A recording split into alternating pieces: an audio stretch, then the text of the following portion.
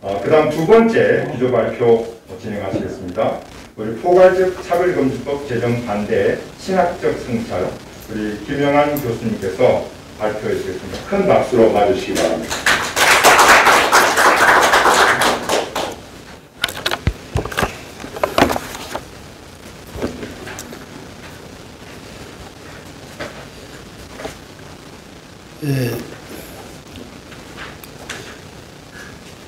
오늘날 이 문제는 동성애에서부터 나오는데, 이 동성애라고 하는 것은 문화 마르크스주의에서 유래하고 있다, 이렇게 평가되고 있습니다. 마르크스가 이 세상을 변화시키고자 했을 때 실패했습니다. 이제 실패하고 난 후에 그러면 어떻게 이 사회를, 이 세계를 변화시킬 것이냐, 여기에 새롭게 등장한 것이 그람시를 중심하고 있는 소위 그 신마르크주의자들인데, 이들은 문화를 통하여서 우리 이 사회와 그리고 세계를 변화시키고자 한다는 것입니다. 이제 특별히 신학적인 성찰이기 때문에 이러한 어떤 배경 이야기를 여러분들에게 하는 것입니다. 유다서를 볼 것 같으면은 성경은 단순한 어떤 문화적인 그러한 서적인 것을 넘어서서 이 시대를, 모든 시대를 향한 하나님의 말씀이기 때문에 유다서를 보면 오늘날 역사의 모든 시대에도 해당하지만은 특별히 오늘날 시대적인 정황을 가지고 우리가 읽게 되면은 오늘날 우리들에게 말씀하시는 그러한 말씀이다, 이렇게 보아질 수 있습니다. 그들이 너희에게 말하기를, 여기 예언자들의 말씀입니다. 마지막 때에 자기의 경건치 않은 정욕대로 행하며 조롱하는 자들이 있으리라 하였나니, 이 사람들은 분열을 일으키는 자며 육에 속한 자며 성령이 없는 자들이라.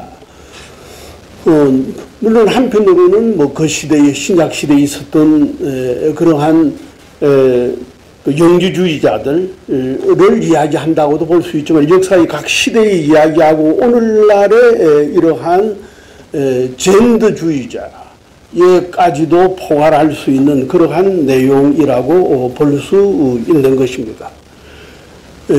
이것이 특별히 1960년대의 68 프랑스 혁명 학생운동을 통하여서 이것이 나타났다가 이것이 급진 페미니즘과 연관되면서 1990년대는 버틀러를 중심으로 하는 그러한 젠더 페미니즘으로 발전하고, 이것이 유엔에 있는 유엔 기구에 있는 사람들에게 영향을 주면서 유엔이 달라졌다. 여러분, 그러니까 1948년에 시작했던 그 세계 인권 선언은 보편적인 인권 선언 아니었습니까? 그렇죠. 그건 우리가 다 수용하는 그러한 보편적인 인권 선언. 그러나 오늘날 지금 이제 오늘 여기 우리가 새로운 인권 선언에 관하여서 특별히 이야기하고 있는데, 우리가 1948년에 있었던 그러한 유엔의 인권 선언과 특별히 동구권이 무너진 이후에 1990년 이후에 유엔의 소위 유엔의 인권주의자들의 이야기는 달라졌다는 거죠. 맥락이. 그래서 유엔이 지금 소위 그러니까 소위 젠더주의를 세계적으로 활성화시키는데 유엔 이름으로 각 정부의 인권위원회를 만들어라. 이렇게 되니까 그게 어떻든 뭐 권위가 있을 것 아니에요. 그 내용을 모르는. 그렇죠. 그래 우리 학자들 가운데도 그래요. 2001년도에 그러한 그 인권위원회가 세워진 줄도 모르고 인권위원회 법이 있은 줄도 모르고 나중에야 이것이 보도 지침으로 이게 보도가 되었구나. 이렇게 되면 한 10년 동안 2001년부터 2010년 이후에 10년 동안 이제 그러니까 국가인권위원회에서 각 신문 기자들에게 동성애에 대해서는 비판하지 말라. 이제 이러한 것 때문에 동성애가 특별히 에이즈와 관련된다고 하는 이러한 보도는 성적 지향을 저해하는 것이기 때문에 인권법에 어긋난다. 이런 식으로 되면서 침투에 들어왔고 나중에는 이 국가인권 2조 3항에 성적 지향이라고 하는 말이 들어갔는데 그것 자체만 들으면 무슨 말인지 모르죠. 성적 지향, 뭐 그냥 남녀 간의 어떤 성적인 어떤 뭐 차별에 관해서 이야기하는 거다. 이렇게 사실 호의적으로도 생각할 수 있는 건데 이것이 바로 오늘날 지금 벌어지고 있는 엄청난 포괄적인 차별금지법으로서 우리 사회의 창조 질서죠. 창조 질서. 기본적으로 신학적으로 이야기한다면 창조 질서를 무너뜨리는 그러한 사상으로 나타나고 있다는 것입니다. 그러니까 제가 뭐 인사말에도 말씀드렸지만은 그러니까 이것은 단순한 한편으로는 그렇죠. 우리가 보편 이성으로 모든 종교가 막아야 하지만은 인간을 넘어서는 어떤 신적인 어떤 질서에 우리가 순응할 수 있는 그런 어떤 겸허한 마음을 가지게 될 때 이 문제가 해결될 수 있다는 것입니다. 그러니까 신학적으로는 뭐냐면 한마디로 이것을 제3의 인류학적인 혁명이라고 이제 그 바이오하우스는 말하고 있는데 제1의 세계의 혁명이라고 하는 것이 프랑스 혁명 그렇죠. 소위 정치학적인 어떤 신분을 어떤 평등화시키는 혁명. 두 번째가 1917년에 일어나고 있었던 볼셰비키 혁명이라는 어떤 경제사회학적인 혁명인데 이것을 넘어서서 오늘날 일어나고 있는 2010년대에 일어나고 있는 이 젠더주의 혁명이라고 하는 것은 인간의 성 자체를 지금 바꾸고자 하는 인류 문화학적인 혁명이다. 이것은 매우 신학적으로 심각한 문제고, 그래요. 오늘 구체적인 것은 참, 우리, 이제 국회의원부터 시작해서 법률적으로, 의학적으로, 윤리적으로 많은 분들께서 이야기해 주신다고 생각합니다. 그러니까 이제 이 문제는 매우 심각한 문제다는 것입니다. 창조의 질서인데 이 창조의 질서를 부인하면서 창조의 질서라고 하는 것은 남성과 여성이라고 하는 어디까지나 하나의 그러니까 두 성이 이질적인 두 성이 결합되어서 우리 사회가 만들어지게끔 되는데 이것이 무너지면은 그렇죠. 뭐 인구 그러니까 가족 개념이 끊어지고 사회가 끊어지고 인류의 종속이 위협을 받는 신학적으로 그러니까 하나의 신학적인 심각한 문제인데 자유주의 신학자들은 이것을 수용하지 않는다는 것입니다. 하나의 성경을 하나의 어떤 과거에 있었던 어떤 문화적인 산물로 보이고 심지어는 예수도 뭐 동성애주의자였다 이런 식으로 이야기하고 구약까지도 그냥 뭐 다윗과 뭐 요나단 사이에 그런 어떤 동성애 관계가 있었다 이런 식으로까지 해석하는 방향으로 어떤 그러니까 심각한 어떤 하나의 사상사적인 그러한 문화적인 그러한 하나의 대표적인 현상 그런 의미에 있어서 유다서가 말한 바와 같이 말세적인 그러한 대항신적인 바로 창조 질서라고 하는 이 기존적인 질서를 파괴하는 이러한 방향으로 나아가고 있다는 거죠. 이것이 신학적으로 가장 중요한 문제이기 때문에 이러한 문화인류학적으로 인간의 성 자체를 자기 어떤 주관에 따라서 내가 태어난 것을 초월해서 내 스스로 정한다고 하는 그런 어떤 것은 엄청난 소위 그 비현실주의 아니겠어요? 그렇죠? 현실을 떠나 있는, 그러니까 일반적으로 생물학을 부정하는 심각한 하나의 시대적인 문제 속에 있게끔 되는데, 여기에 대하여서 그래요.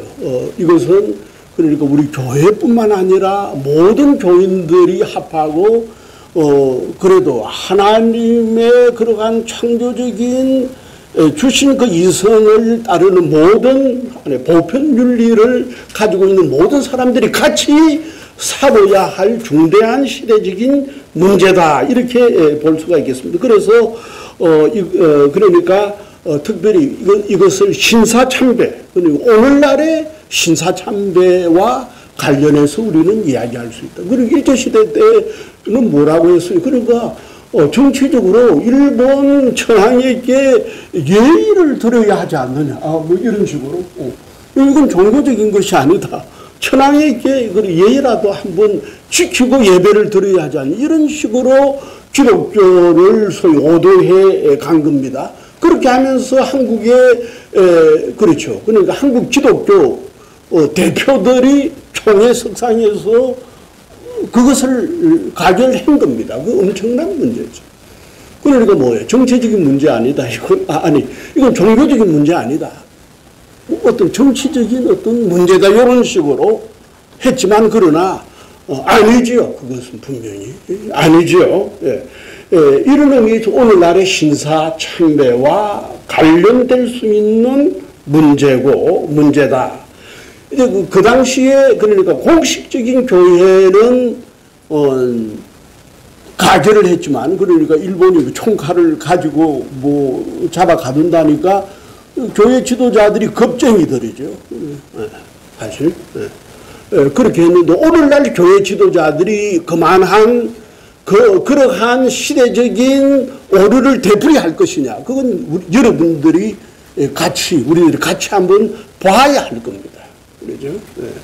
그리고 진정한 기독교 신앙은 감옥에 들어가게 됨으로써 고백되는 것인데, 이러한 어떤 세계적인 어떤 조류에 우리가 따라가야 할 것이냐, 이것은 매우 중요한 문제인데, 그 시대 때도 코리안 카버넌트들이 만주 지역에 있었다. 특히 그런 의미에서 고신파들이 어떻든 그 어려운 시대에 정말 또 그러한 뭐 한부선 선교사라든가 이러한 선교사들이 지원을 받으면서 500여 명이 만주 지역에서 신사참배를 반대하는 그런 어떤 하나의 전통을 가졌는데 이것은 그냥 나온 것이 아니라 뭐 1600 그러니까 스코틀랜드 그러니까 그러니까 17세기에 스코틀랜드의 장로교회가 세워질 때에 그 당시에 소위 그 교회의 머리는 누구냐 이렇게 했을 때 그럼 찰스 2세다. 영국 성공회가 어디까지나 그 교회의 머리는 누구냐, 영국 국왕이라는 게 그 성공회 아닙니까? 여기에 대해서 반대한 사람들이 장로교회. 어떻게 교회의 머리가 왕이 될 수 있느냐? 예수 그리스도다. 이것 때문에 순교를 당하기 시작했다. 여기 제가 13쪽에 적었는데 에딘버러에 가보면 그게 소위 공동 묘지, 교도소 그 묘지에 보면은 거기에 많은 그것 때문에 교회의 독립성을 지키기 위해서 목숨을 바친 많은 사람들이 에딘버러 글레이버스 라이어스 교도소 교회 공동 묘지가 거기에 있습니다. 거기에 이제 알렉산더 핸더슨 목사를 중심으로 하면서 그러한 청교도 언약을 지켰다. 바로 그러한 청교도 언약을 바로 우리 한국에도 지킨 분들이 바로 이러한 만주 지역에 있었던 우리 한국 기독교였다. 공교회는 그렇게 하더라도 그러죠. 개인적으로 개별적으로 그러한 기독교 신앙을 지키는 사람들이 있었다. 이것을 우리가 보면서 우리가 신학적으로 우리 한국 교회가 이러한 시대적인 사명을 감당해야 하는데, 오늘날 보면 독일이나 영국이나 또는 미국이나 세계 모든 교회를 가보더라도 이미 상당하게 기독교 시대 이후에 접어들었다. 그렇게 말할 수. 왜냐? 우리가 종교개혁 500주년을 그렇죠. 2017년에 했는데도 보면 여기서 그래요. 영국 교회도 그렇고 유럽 교회도 그 활력이 없어요. 그런데 한국 교회는 신학자들이 엄청나게 가장 활기 있게 했다는 것입니다. 그러니까 왜냐? 종교개혁 정신이 우리 한국 교회에 아직도 살아있다는 겁니다. 예. 이제 그런 의미에 있어서 오늘날 우리 한국 교회가 그러니까 가장 지금 그래도 지금 그렇게 비판되고 막아내고 있는 곳이 우리 한국이다. 그렇죠. 이제 이렇게 말할 수가 있고, 이런 의미에 있어서 우리 한국의 국제적인 지위가 올라간 것만큼 하나님께서 우리 한국 교회가 단순하게 우리 한국 자체의 그러한 동성애의 청결뿐만 아니라 세계적으로 이렇게 무너져가고 있는 이러한 시대에 바른 하나님의 창조의 질서를 바로 세우는, 가정의 질서를 바로 세우는 성적 양성 평등이라고 하는, 양성 평등이라고 하는 그러한 창조의 질서를 바로 세우는데 앞장 설 수 있어야 하겠고, 이제 중요한 것은 한 가지, 신학 우리가 이제 프레임에 넘어가지 아니해야 할 것은, 기독교는 그러면 뭐야, 그러면 차별을 그러니까 차별하는데, 이런 식으로 지금 이 친동성애자들 우리를 비판하는데 그것이 아니다. 우리는 동성애는 죄라고 하는 것을 지적하면서도, 그러나 동성애자는 우리가 인격적으로 사랑해야 한다. 이것을 우리가 잊어서는 안 되는 거예요. 그러니까 동성애자들이 교회 오는 거 우리가 막아서는 안 되고, 그들로 하여금 탈동성애 할 수 있도록 우리가 교회적으로 많은 어떤 상담 프로그램을 통하여서 받아주면서, 동성애는 죄대, 그러나 그 죄인에 대하여서는 우리가 상담적으로 품어줄 수 있고 새로운 길을 열어줄 수 있는 이러한 길을 우리 교회가 제시해 주어야 하겠다. 이렇게 도와줍니다. 네.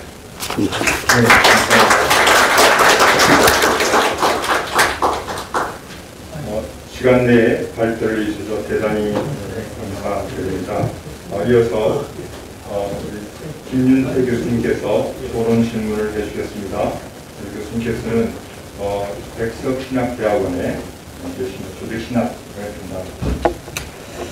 전담합니다. 우리 존경하는 김영환 박사님께서 두 가지 레벨에서 말씀을 해 주셨다고 봅니다. 첫 번째 레벨은 굉장히 넓은 관점에서, 그리고 두 번째 레벨은 그게 좀 더 좁혀서 이렇게 보고 있는데요. 넓은 관점에서는 문화막시즘이라고 하는 이 큰 맥락에서 봐야 한다. 그렇게 진행되고 있다는 것이고, 거기서 좁혀보면 거기 기독교에 함의하는 것이 무엇이냐는 이런 측면에서 발제를 해 주셨습니다. 매우 중요한 관점을 우리에게 제시해 주셔서 대단히 감사하게 생각을 합니다. 이게 넓은 관점, 넓은 측면에서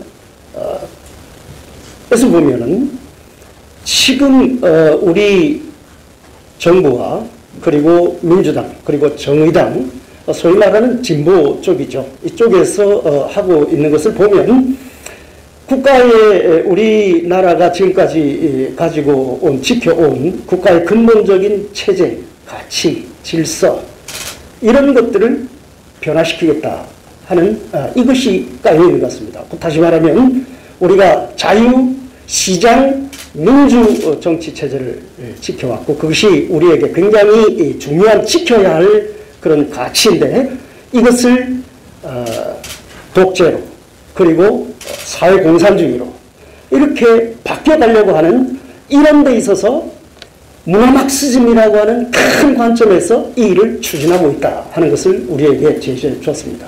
그러면서 우리 기독교회에 이것이 가지게 된 것이 뭐냐? 결국 사실 성소수자들 이 동성애 이런 사람들이 얼마나 되겠습니까? 근데 왜 여기에 이렇게 매느냐?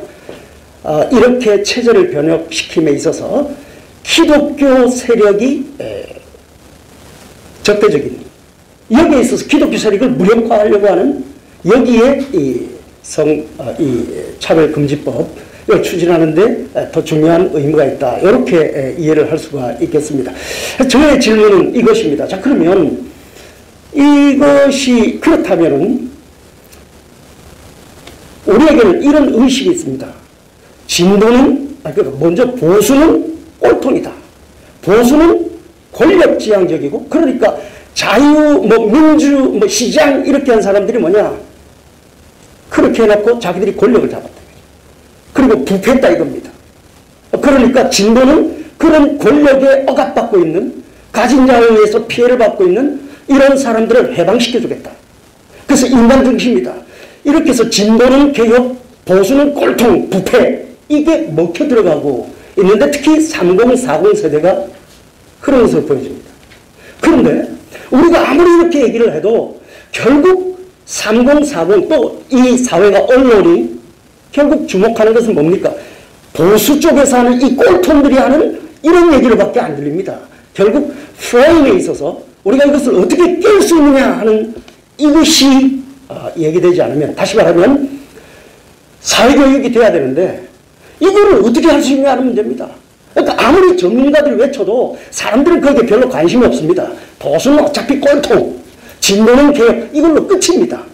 아니 이거를 어떻게 깰 수 있느냐 하는 이 부분에 있어서 진지하게 고민이 돼야 되고 교육이 돼야 되고 이런 게 나와야 되는데 거기에 대한 어떤 대안이 있으신가 우리 존경하는 김영환 박사님께 여쭤보고 싶은 것이고, 좀 상당히 어려운 큰 질문일 수 있겠습니다만, 두 번째로는 기독교회를 이렇게 공격하는 것이 되겠는데요. 근데 사실 기독교 목사님들도 마찬가지입니다. 저도 목사이고 그렇습니다만은 우리 신대원 그 동기 카톡방에 이런 얘기들을 계속 올립니다. 그러면 일부는 동조합니다. 그러나 대부분은 침묵해버립니다. 왜 그렇습니까? 자기 교회에 이런 게 있습니다. 목사는 복음만 전하면 되지 왜 이런 게 띄냐 이거죠. 그러니까 자기 교회를 목회하는 데 보면 진보 보수 다 있다 이 말이에요. 괜히 이런 문제 해가지고 문제 만들기 싫다 이겁니다. 그러니까 목사님들이 이런 것이 정말 신앙의 자유에 교회의 미래의 치명적이다라는 인식보다는 당장 목회하는데 아니 목사가 복음만 전하면 되지 이런 것들을 어떻게 깰 수 있겠느냐 하는 문제입니다. 네. 그래서 이런 부분에 답을 좀 주셨으면 좋겠다. 저희 김영환 교수님 나오셔서 간략히 답변을 부탁드리겠습니다.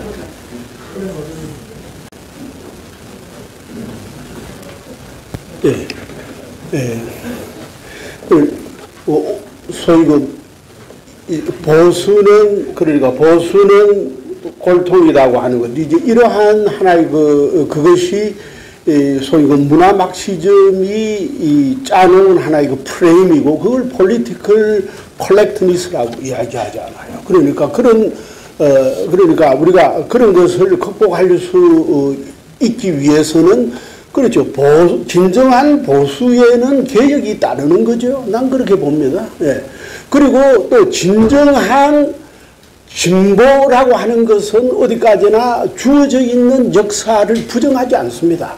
그것이 우리가 철학적으로 우리가 정상적인 어떤 사상에 있어서 보수와 진보라고 하는 것은 보수는 캐캐 묵은 것이고 진보만이 옳은 거다. 그건 라디칼리즘이고 그 사회를 파괴하는 것이기 때문에 그건 잘못된 겁니다. 보수, 그러니까 진정한 보수라고 하는 것은 끊임없는 자기의 개혁이라고 하는 것이 있는 것이고 그 사회의 정체성을 살리기 위해서 끊임없이 우리가 앞에 있는 좋은 것을 수용하는 것이기 때문에 보수와 진보라고 하는 것은 어떤 하나의 역사의 그러한 하나의 짝으로서 두 바퀴로서 같이 가는 것이 그게 올바른 사회다. 그러니까 미국이 저렇게 가다가 트럼프가 잘못 이렇게 해서 좀 이렇게 되지만 그래도 어떤 사회든지 어떤 반동이 있고 있지만은 그러나 어디까지 두 가지는 같이 가야 하기 때문에 프레임에 우리가 갇혀서는 안 된다고 하는 것이고 그다음 두 번째 질문에 대하여서 그렇죠. 그러니까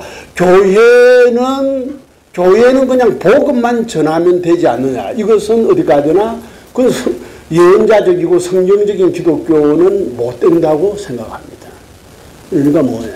어디까지나 진정한 그래도 우리가 개혁신학적으로서는 하나님의 나라라고 하는 것은 내세에만 있는 것이 아니라 내세에도 있지만은 현재 속에 우리는 그 하나님 나라를 끊임없이 실현해 나가야 하는 것이기 때문에 그렇지 하나님 나라는 이미 왔지만은 아직도 도래하지 않았고 도래하지 아니했기 때문에 우리는 그리스도 안에서 성취된 그 하나님의 나라를 위해서 오늘 우리는 포괄적인 차별 금지법을 우리가 이기기 위해서 극복하기 위해서 나아가야 한다. 이것이 올바른 복음적인 태도고 그렇죠. 그렇기 때문에 기독교는 카타콤에 있지 않고 2세기 동안 있다가 로마를 점령했습니다. 그렇죠. 기독교는 어떤 신비 종교가 아니라 현실을 도피하는 종교가 아니라 현실 속에 들어가서 현실을 변혁시키는 종교라고 한다면 목사님들의 메시지도 달라져야 할 것이라고 봅니다. 감사합니다. 사실 그 신학적인 해석 강론은 앞으로 좀 더 많이 진행되어야 될 부분인 것 같습니다. 사실은 지금 젠더리즘의 핵심은 self-determination, 자기결정권, 자유의지죠. 사실은 자유의지는 이미 중세 어거스틴이 한번 정리했습니다. 자유의지와 자유선택, 리베 볼룬타스, 리베 아티브리움 이렇게 했는데 지금 원래 그 어거스틴이 자유의지를 주창한 목적은 그거예요. 인간의 자기 책임성, self-determination과 함께 self-responsibility를 입증하기 위해서 자유의지를 이야기한 것이죠. 그것은 제일 기원이 하나님께 있지 않고 인간 스스로의 선택이 있다는 사실을 입증하기 위한 성경적 해석이었어요. 그런데 오늘날 이 성평등, 젠더리즘은 그 방향이 바꾸어요. 자기 결정권을 인간의 최고의 가치로 보는 쪽으로 가고 있는 방향으로 가고 있는 거죠. 놀라운 일이죠. 그건 뭐냐면 인간의 책임성을 없애가는 거예요. 죄가 사라지고 있는 세상. 그래서 지금 그 소위 진보가 타락하고 보수가 부패하면 사회 소망이 없는 것이죠. 지구상의 모든 나라는 다 망했습니다. 과연 대한민국이 언제까지 지속될 수 있느냐? 그건 자유유지를 위한 공의가 과연 살아있느냐? 이 문제가 아니라 생각이 듭니다. 우리가 신학적인 관점에서는 전능하신 하나님께서 이 땅에 하나님의 공의를 세우시기를 원하시는 믿습니다. 오늘 이따 발표할 인권 누리 선언도 사실은 인권이라는 이 프레임 자체가 굉장히 사실은 젠더화되어 있죠. 사실 정의, 젠더식 정의가 뭐냐면 차별 없는 세상이에요. 근데 굉장히 이 말은 솔깃하죠. 문제는 뭐냐면 선악의 차별도 없애버려요. 모든 게 다 똑같다. 이런 논리가, 이 어마어마한 이런 논리가 진행되고, 그것이 결국은 반신적이고, 반생명적이고, 반물적인 그런 철학에 근거하고 있다. 하는 사실 우리가 직시할 필요가 있습니다. 마일 살랄 하스바스. 무슨 말인지 아시죠? 메네메네 데겔 우바신. 하나님께서 이 시대를 바라보고 계신 줄 믿습니다. 다시 한번 각성해서 특별히 이 코로나 팬데믹 이 시대 가운데 제가 각성해서 다시 한번 영적으로 일깨우는 하나님의 귀하신 종들, 지도자들이 다 되시면 좋겠습니다. 다시 한번 우리 김영환 박사님, 기독교 학술원 원장님이시고 또 샬롬나비 상임대표님이시고 또 우리 숭실대 명예교수로 계신데 다시 한번 감사의 박수 드리겠습니다.